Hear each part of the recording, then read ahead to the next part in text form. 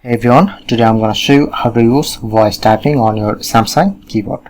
So just press on this microphone icon. Okay, hello, how are you? Now I'm used to voice typing. Okay, but if you don't get this option, at first need to get this option. So let's go to how can easily fix this.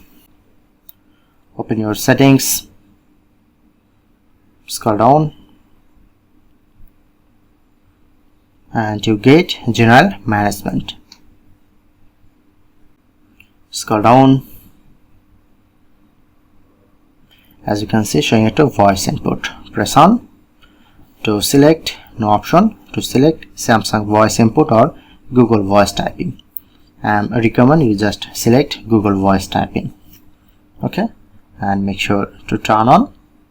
Okay, now I'm get this option and open note, then I'm get this.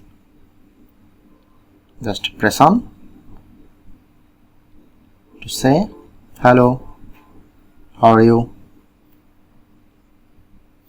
and that's it.